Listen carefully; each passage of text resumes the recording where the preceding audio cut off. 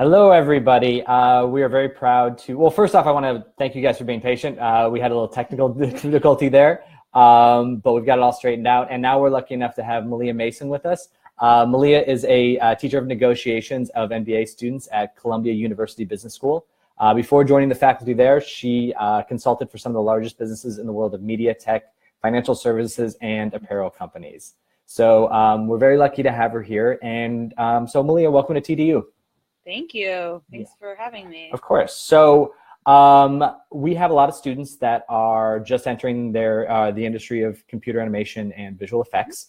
And we thought we'd have you on so you can talk to us a little bit about some ideas of negotiating salaries and all the intricacies and little tips and tricks that go into that. So first question right off the bat. Okay, is what advice would you give someone who's going into a salary negotiation for their first job? Like, how would they best prepare for something like that? Sure. It's a great question, one that is very popular. I'll probably start with a somewhat unpopular answer, which is I think probably the single best way for you to use your time if you're preparing for a salary negotiation is to get some alternatives. So, you know, in any negotiation situation, your primary source of power or leverage is the quality of your no deal alternative. So you want to walk into any negotiation really feeling almost indifferent about doing a deal with your counterpart, and you would feel sort of indifferent about doing that if you have a great alternative to the person with whom you're talking to. So that is my first answer. Unfortunately, one doesn't always have multiple job offers.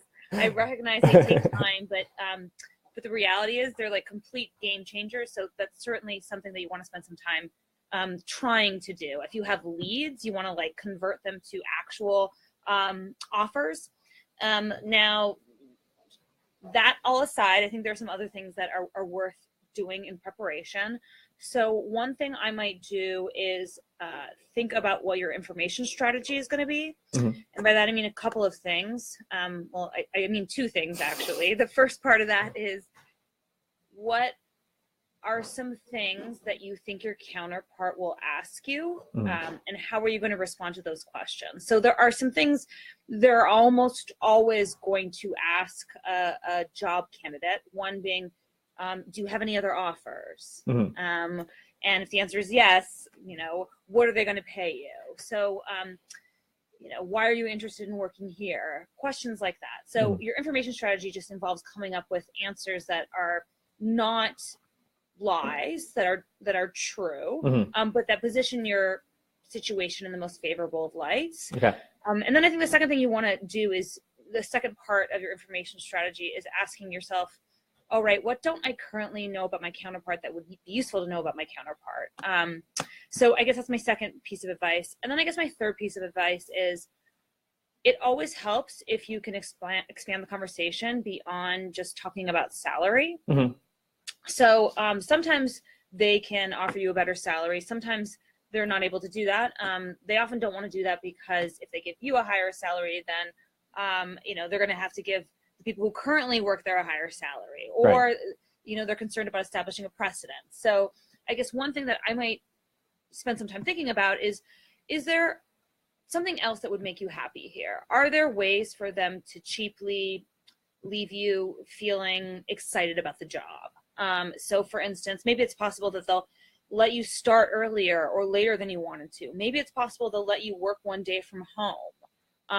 These things can all be part of the conversation, and we should look for other issues aside from salary to throw into the conversation. You know, likewise, ask yourself, is there something that you can do to cheaply make them happy?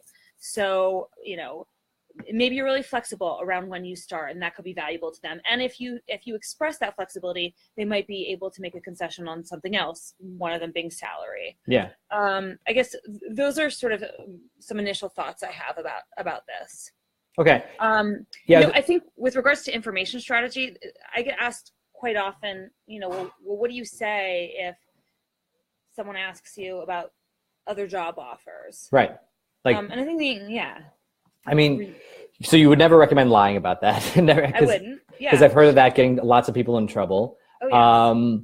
So I guess, is there a way to frame that to make you seem more marketable, or maybe you're more sought after than, like, is there a way to phrase that you would recommend for somebody? Yeah, well, certainly, I think, so if you have a great alternative, you might signal that. It's okay to say it in the interview is what you're saying. Oh my gosh, I think if you have a great alternative, I would say, I have a great alternative, I'm really excited about it. I wouldn't tell them exactly what the details of the offer are unless you're happy about accepting something that's just incrementally better than that offer. Right. I think if you don't have another offer, you want to pivot and say, listen, I'm really excited about the possibility of working at your company. It doesn't seem to make a lot of sense to be talking about, alternatives. I guess really what I want to know is what you guys pay someone like me who does that job. Mm-hmm. So I think, I think you don't have to answer the question. Okay. Well, no, people feel like they do, right? Yeah, sure, of course. And also I think another common thing that comes up is, being asked what you made in a previous job. Right. Yeah, I guess that's a big one. If you're trying to get your second or third job in the industry, like, what would you like? Do you just recommend someone just be as honest about that? Do you recommend that they dodge the question, or? Yep. So again, if the answer is I made gobs of money, then, I would say, listen, I made great money. I wouldn't tell them the amount unless you're happy to get something that's an incremental improvement on that. And you might be. Maybe you're really excited about coming to this firm. Right. But in which case you might tell them. I think a couple of things, one, often what you made in a past job is not relevant, right? Like, the relevant question is not like, what did they pay you at this other company when you were doing a slightly different job and you had less experience? The question is, what do they pay? Yeah, exactly. What do they pay for the job? So I think finding a way to transition the conversation back to that is what I would recommend. The other very interesting thing to know is that if we're talking about the US here, and I recognize that your audience is, a global audience, sure. But in the US, there's an emerging trend whereby in a few states, it's now illegal to ask that question. Really? Yes. Okay. So technically, depending on where you're negotiating, they're not allowed to ask you that question. And the logic is, in some states, there's this view that the gap in pay between, males and females, between minorities and non-minorities, is getting exacerbated by this question. Right. Is the logic. Now, we can agree with that or disagree with that, I don't know. But certainly, I think it's worth informing yourself as to what is actually a legal question. Sure, of course. That's good information to go into, because I know there are things like they can't ask you about your age or like there's there's all the other questions I'm sure they can't ask you that'll come up and that kind of stuff. Cool. Actually, can I say one thing that I didn't say? Yeah, absolutely. Sorry. We are moving forward. You absolutely can. I guess one thing that I didn't actually say is, you want to walk into that conversation and you want the tenor of that conversation to be, listen, I'm really flattered and excited about this opportunity. Thank you so much for considering me for the position. Maybe that's obvious, but I think it's worth saying that it doesn't have to be like hardball negotiation. Nothing is obvious about this, right? Like, this is all outside of like normal human interactions at all. So it's like an interview feels like you're on an alien planet a little bit while you're doing it, because you're talking to someone in a way you're not used to. So I guess it's really good to talk about the tenor and the tone. So you would recommend going in friendly and loose, I guess, would be. So I say this because I think there's sometimes this concern that if you express enthusiasm about the offer, that they're going to think you're desperate. And I think you could very well have another alternative to them and still be excited about this job. Sure. And so, the other thing that's worth recognizing is if they've made you an offer, a lot of work has been put into getting everybody to this point in the process. It's like costly for organizations to interview people, to get everyone on board on who we're going to hire. And that is a source of leverage that you have if you're someone to whom they've extended an offer. Okay. No, that makes sense. Okay, so let's say you're in the negotiation and everything's going great, and they give you an offer. What's like the next step for somebody? Like, what would you like? Do you recommend you countering right away? Do you take that information home? Like, what's step 2 of that process? Yeah, I think step 2 of the process in general is going to be, thank you. So often I should say that you get a letter in the mail. I don't know how it worked for you, but certainly the jobs that I've been hired at, they didn't tell me the number in person. It was like a letter that I received. Yeah. So it's worth saying that often someone might call you, someone from HR might call you on the phone and tell you we're hiring you, or you'll receive a letter. Occasionally someone will tell you in person. I think don't accept it right away is my first thing. I think saying, hey, thank you so much. Again, I just want to thank you for this opportunity. How much time do I have to decide? Right. Is I think the answer. Right. Okay, that's a good one. Yeah, I think that's the answer. And some people feel like they should ask, well, is this offer negotiable? I think there's an argument that you should just assume it's negotiable. Right, of course. Because like they'll just say, well, no, it's not. Exactly. And you might come back like, they'll probably say you have got a week or 2 weeks. They might ask you, well, do you have any questions that I need to answer? I think at that point you say, well, can we speak again in a couple of weeks, or in a week, because I need to gather my thoughts. Yeah. If you have a spouse or a partner, it always helps to be like, I have to talk about this offer with my spouse. Yeah. Because you probably should, and that's a good sort of, listen, it's not all up to me. Yeah. I'm an advocate not just for me, but for other people too. Right, because that's a completely reasonable thing to request a time to speak to my family about this and then move forward. Yeah, I think it's a completely reasonable thing to request, even if you don't have a family. Yeah. There's sometimes this crazy thing where, they will put a deadline on the offer and say, they'll give you an exploding offer is the term. And they'll say, you have to tell us within a week. And, the logic is, well, if you really wanted to work here, then you wouldn't have to think about it. And I think the reality is, well, no, they should be comfortable with you really, really thinking about it and deciding on taking the offer. Sure. It's a major, like lots of times these are major life choices, moving you and your family across the country or across the world. Yeah. I think it's totally reasonable thing. So when they give you that deadline, I guess it's good practice to try and stay within that deadline time period. Yes. And not like necessarily ask for extensions on it. I guess if you have extenuating circumstances, maybe, but for the most part, staying within that. Yes. Cool. And again, this is back to my, in an ideal world, maybe you're talking to a couple of other companies. I think that's when you pick up the phone and you call them and you say, listen, I just wanted to let you know that I have an offer from company A. I've got a deadline on it. I don't know where you guys are in the process. Imagine a world where they haven't decided yet. Yeah. That really, it certainly sends a signal to them that someone else in the world, in your world, thinks that you're a credible person. Right. And I would definitely make that call. Okay. If that's an option. Okay. And then you'd actually play like the actual number, like if people are starting to give you like, okay, they're offering me, X dollars. Yep. Well, okay. So I guess back to the sort of research question, I think at this point, well, you probably want to do some research as to like, what does the market pay for someone in this role? There are websites you can go to. I don't know, Mike, in your industry, like the Glass Ceiling. Glass Ceiling is one for sure. Yeah. Okay. Yeah. And that's probably the best bet. There have been like rogue Google spreadsheets running around the industry where everyone just like inputs their salary so other people know.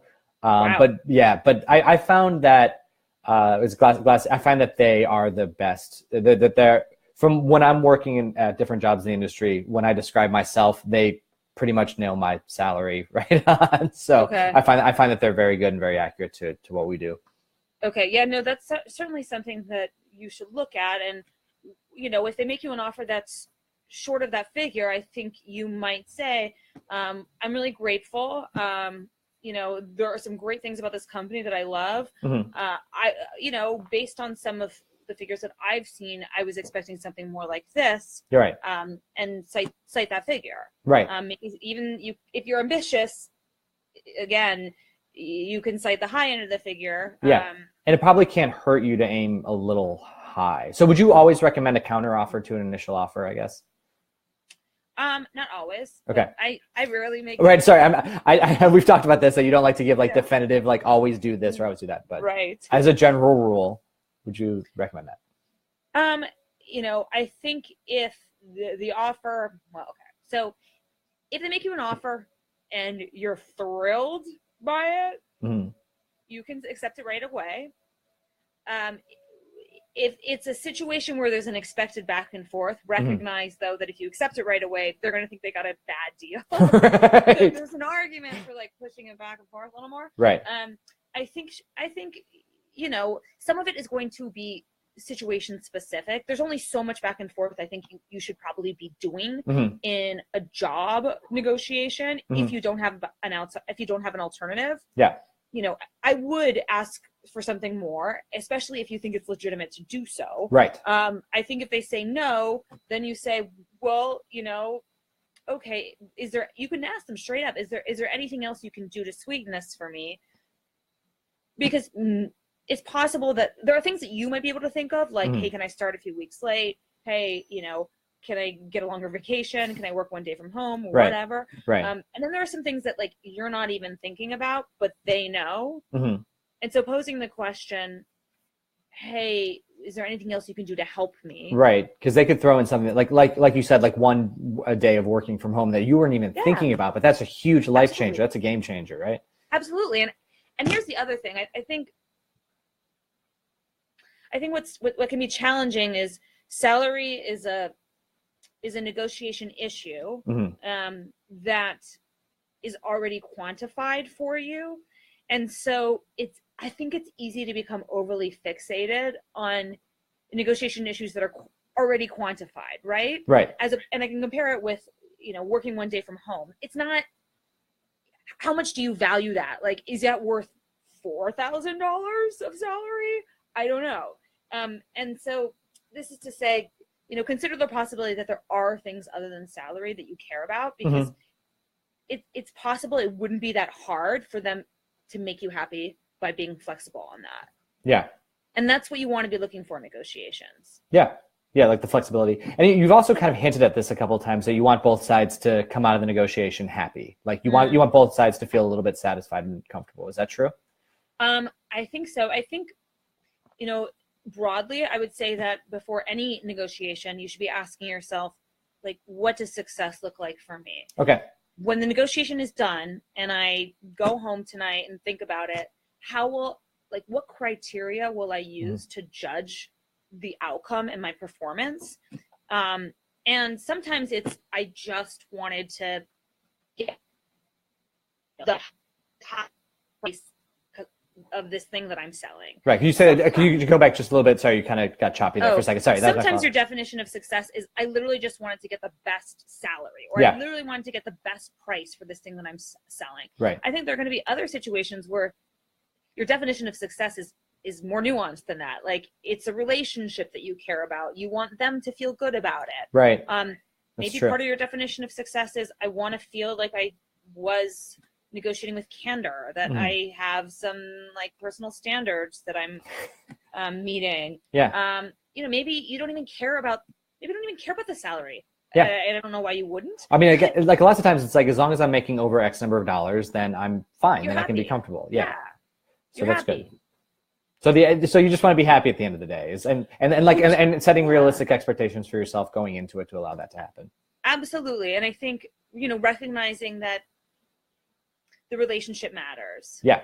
Right? Yeah. Like, because especially if it's different if you're working a temp job or a contract job at a company you're never kind of going back to, which happens a lot. Like, we do a lot of short-term contract stuff. But ultimately, like, if you're, here in New York, we have a lot of commercial houses that people will sign short-term contracts with, and then kind of like they'll repeat it over and over. Like they'll go back there and for 3 months, and then they go to another company, and then they come back to company A for 6 more months. So it'll be like a lot of negotiation. So I think establishing that long-term relationship might be a good thing too. Oh yeah. So, Like, oh, good. no, I'm done. Okay, so now this has got to be something that drives you crazy as your job. And I'm sorry, because like this, but I just know that people are going to want me to ask this. So there's all like these psychological tricks that go into negotiations, right? Like never speak first, never say the number first. Is there, I guess, is there any like one line type of tips that you could give people that are, I don't know, like I said, like that. The one that I actually have lived by is never say the number first, which leads to like really awkward moments in the conversation because I'll be like, well, what were you thinking? I'm like, I don't know. What were you thinking? It's like, it just makes me feel awful. Yeah. So, but I don't even know if that works. Like, can you clue us in a little bit to that? Sure. Okay. Well, there are a number of different ways in which I could take it. So I'm just going to go with the specific one that you brought up, which is, do you make the opening offer? Yes or no? Right. Okay. I think it's fair to say that when we're talking about a salary negotiation, there just are strong norms that dictate that they are going to, it might be different for a contract, but if we're talking about like a salaried position, the norms are that the person who's making the like job offer will tell you what the salary is. Okay. So in that situation, I think it would be awkward to say, unless they ask you, to say, this is what I want as a salary, because that doesn't happen in most job worlds. Right. So there's that. But let's put that aside and let's say, in general, in any negotiation, do you go first or not? And there's like two extreme perspectives out there in the blogosphere, as we say. There's like the never open perspective, and then there's the always open perspective. And the answer, I feel pretty strongly about this one, but the answer is it just depends. And it doesn't depend on everything, but I can highlight for you what it does depend on. Okay. So the argument for letting your counterpart offer is often they will reveal something about themselves with their opening offer. So let's take the job offer example. They make the opening offer and they say that they want you to start, in 6 months' time, right? They want to give you the salary, like, I don't know, $25,000, and they want you to start in 6 months' time. And the reality is that you actually want to start later. Yeah, right, totally. And they don't know that, but now you know that that's what they want because they went first. Right. Oh, that's interesting. And so I think then you can arguably say, ooh, 6 months is going to be hard. I could maybe do 6 months if you could come up with 30.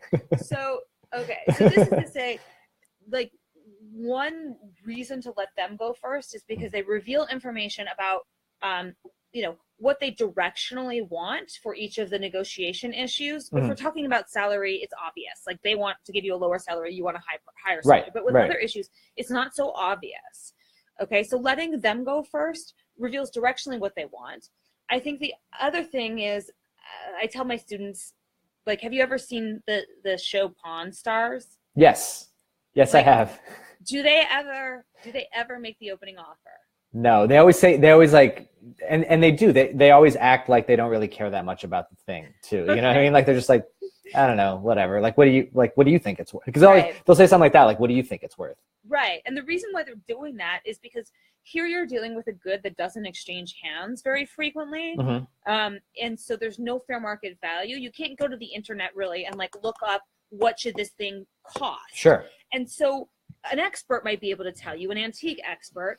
And so what they're hoping is that you possibly reveal that you're misinformed and that your opening offer entails a concession. Right. You offer to sell to them for a very, very low price. So I think those are the reasons why you would let them open. Right. Okay. To gather information about them. And I think it's possible that they will be under ambitious with their first offer. Right. That's going to happen again when there's a lot of uncertainty about what the good is worth.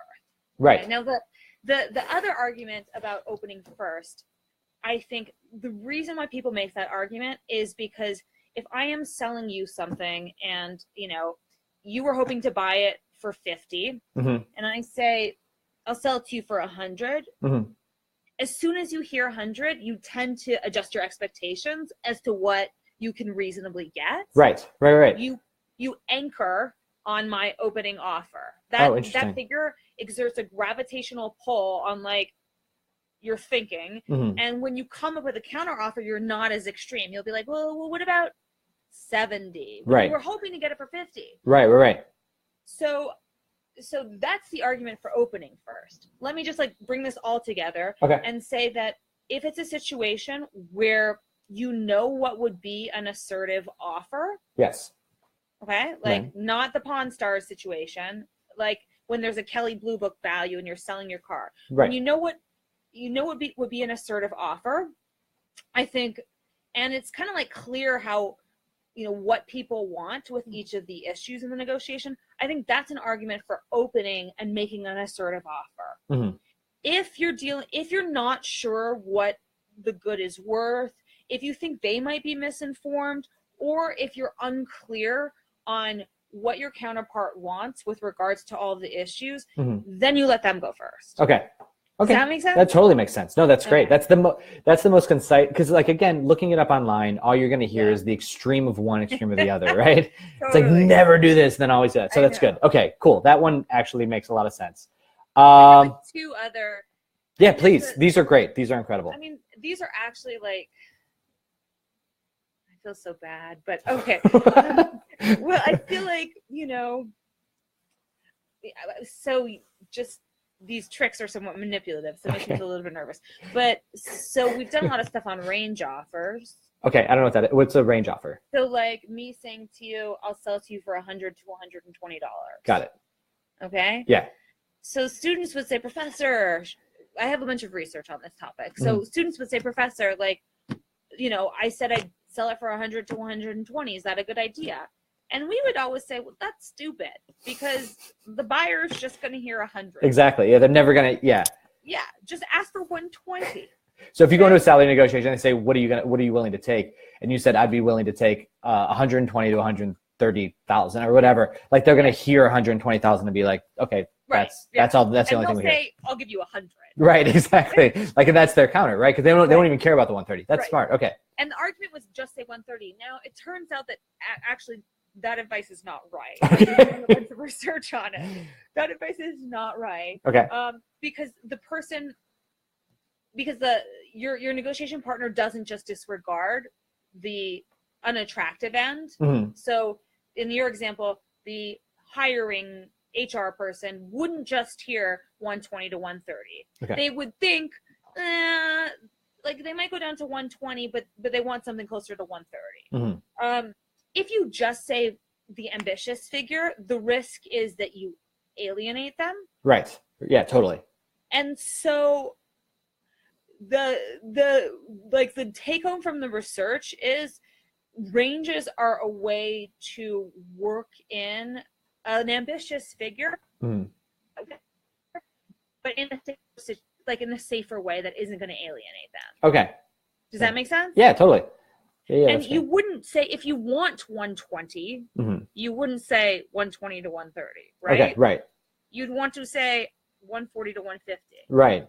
Because then they can fall outside of, they can fall outside that range and feel good about it. Okay. So you think to yourself, interesting. Well, what's the, I want 125. I think then you say to yourself, okay, I'm going to ask for 135 to 145. Right. Okay. Because that allows that wiggle room to fall down into what you actually want. That's great. And I guess I have one more. Do it. These are great. No, keep firing. As long as everyone promises not to use them on their significant others or any like weird negotiation. Oh my goodness. I swear, like everyone, often I'll be sending emails with someone who's like selling something to me, and I worry that they've looked me up and found all this research and they're using my research on me. The worst. So I guess the one other thing that we did a bunch of research on is on precise offers. Mm-hmm. So what we find is that people are drawn to use like very round numbers. So to say things like, I'll sell to you for $100.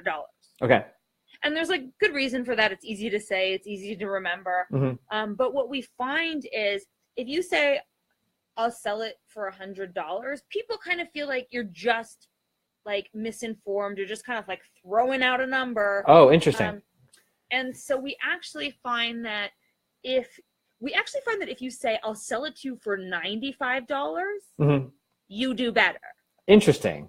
And it's explained by the fact that if you say 95, people tend to assume that like there was some rationale that went into that number, that you've like done some research in on that figure. Yeah. And so what's fascinating about it is you can be more conciliatory and still do better if you don't use these like very large round numbers.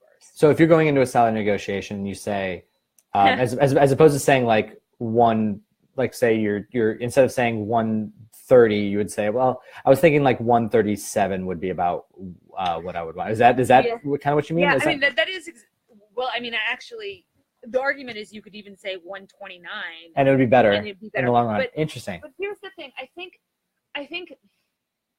Well, so first of all, better than to like pretend like you're informed is to actually be informed. Right. Yeah. But I think there's also a way for you to come up with like a cover story as to why you're being precise. Right. So something like, my sense of, when I looked on Glass Ceiling, it says that the salary ranges were, 140 to 150. My understanding of inflation is that it's like 1.5%. So I think I was thinking something like, 146. Right. And and if you're going to a different place, like giving the cost of living between where I live now and where you are, that number it's a 24% increase based on this, then it's a 24%. Okay. So if you're using irrational numbers or like not rounded numbers to come up with your not rounded solution, that sounds a little bit better. Yes. Oh, interesting. Very cool. Yeah. All right, great. Well, I think we're pretty much out of time because I know that you're busy and I don't want to take too much away from you here. But yeah, I think trying to think, I think that's it. Well, so I just want to finish up by saying thank you so much, Malia, for taking the time to talk to us today. I hope it was useful. Yeah, it totally is. I have one more question for you. I'm so sorry. I thought about this one. I actually have one more thing. Okay. Let's take. I'll let you go first, and then I'll say my question. You go first. Okay, deal. Maybe I'm using what I just said on you. No, I know. I feel like I somehow in this deal I'm going to lose a bunch of money to you. That's all right. So the one question I have is that we've talked a lot about like coming in with an outside, like outside of a company. Do you have any tips for anyone who's currently working at a job and wanting to be promoted within that company? Like, how would they go about it? Like, because they don't necessarily always have the leverage of an outside offer, and that how do they generate leverage just working internally inside one company? Sure.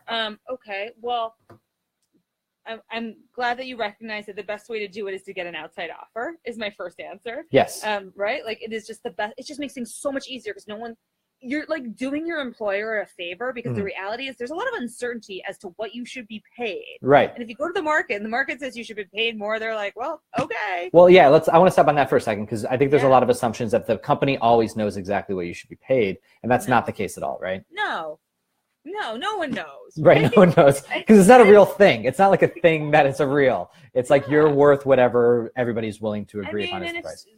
Okay, so anyway, that's again the unromantic answer. I think one thing to say is as soon as you're hired, you should be thinking about, okay, in a year from now, I would like a raise. And you should be asking yourself, who at the company makes these decisions? Right. And who at the company talks to them? Right. And how can I sort of get some exposure to them? Or how can I, in a sense, build a coalition now around me getting a raise next year? Yeah. Okay. Because there are a bunch of people that are going to be sitting in a room making this decision. And I think one of the things that people who don't have a lot of experience negotiating, one of the things they find surprising is how much we argue should happen like way before you meet the person at the table. Right. Like this is about setting the table. So it's almost guaranteed that you were going to get that raise. Yeah. So I guess, so my first answer is like, set the table for yourself. And you do that by like figuring out what the social landscape is and like, who's making these decisions, whose opinions really matter, what might potentially prevent it from happening. And is there anything you can do? Like maybe there's a person who would stand in the way of that. Is there a way for you to like win favor with that person? It's gross, but it's like politics. I'm terrible at it. But so that's one thing. I think the other thing is, you know, if you walked up and down the hall and knocked on all the doors and said, hey, do you think you deserve a raise? My guess is that like 99%, like it's the rare person who's going to say no. Like, no, I'm totally happy with exactly what I'm being paid right now. And so the question is like, why do you specifically deserve a raise? Like, you know, what's the logic? Like what kind of unique benefits do you bring to the organization? And that's part of like sort of like framing the conversation for the other person. Right. That's interesting. I think, you know, what I was going to say to you is, I think people don't recognize this. They didn't get a raise this year. They're making less money than they were last year. Right. Totally. Because the inflation and because cost of living goes up and all those things happen, that if you're not getting a raise, you're actually losing money. And you know what? I also think that often people don't ask because they're sure the person is going to say no. Sometimes you're wrong and they will say yes. But I think beyond that, like if they say no now, at least you go on the record as having asked. Right. And I think it makes it a whole lot easier the next time you ask for something. Right. Because they disappoint you. Right. And it's not like you're going in there every day. It's not an unreasonable offer. It's something that's okay. Yeah. That's actually a really good way of phrasing it too. So even if they say no, it sets up a better opportunity for you next time. In the future. Absolutely. That's great. Yeah. And I guess then just the last thing to go back to the same point about negotiating sort of new jobs. I think to the extent that you can look for other things that could be part of the conversation, it just makes it way easier for you and the person with whom you're talking to leave happy. So, you know, if it can't do salary, what else can they do? And what you want to be looking for are things that like would be very valuable to you, but would not be that hard for them to do. And maybe you might even come into the conversation thinking about how you can cheaply make them happy. Because it's possible that if you can do that thing for them, they would give you a higher salary, or they would give you, you know, something else that you want. What's like super cool about all negotiations is value comes from the differences that exist between you and the other person. Like if you have different preferences, needs, and constraints, that's great because you can trade those things and everyone's happier. Oh, great. Yay. Do you have a minute? Because we actually have people asking questions. Sorry to put you on the spot like this. But I am sharing my screen, so I have to kind of, for those watching at home, I have to kind of go back over to Facebook here, so to get them. So let's see. I'm going to lose you guys down a rabbit hole here. Let's see. Let's go to the comments. Whoa, I can't see the comments. Here we go.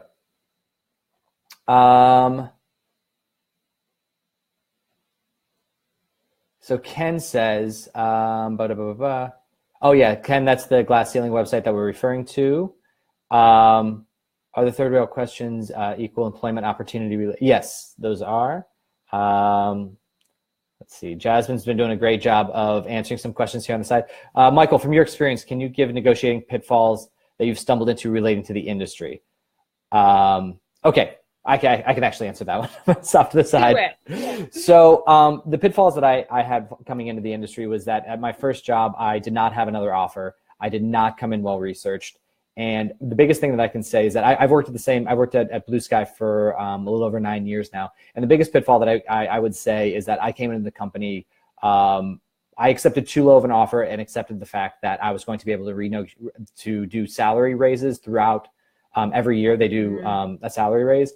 And I figured, well, as long as I can prove myself, I can move up that salary chain. And what ends up happening is once you're in a company, they negotiate you as a percentage based on that salary. Sure. You don't get to renegotiate every time. Like you get to negotiate percentages of that. And the way percentages work, if you have a very low salary initially, like if you're making,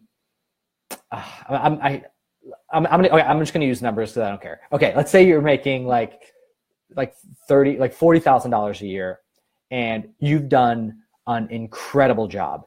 And they say, Mike, we love what you've been doing. we're going to give you a 10% raise. That's only $4,000 more a year. There could be somebody else making $100,000 a year that they're just like not that excited about.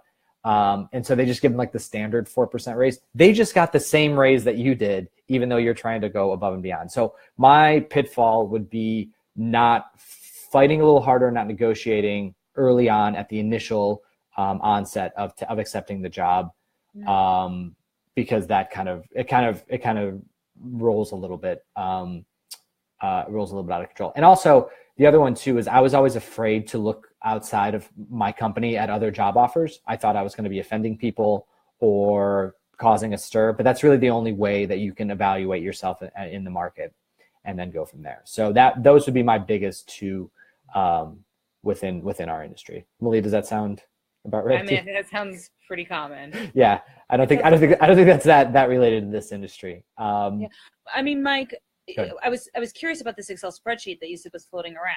I mean, yes, that's not bad. And to the extent that you know someone at the organization, it sure does help. Yeah. If you can ask them, hey, are you comfortable sharing your sense of what people make? Right. Yes.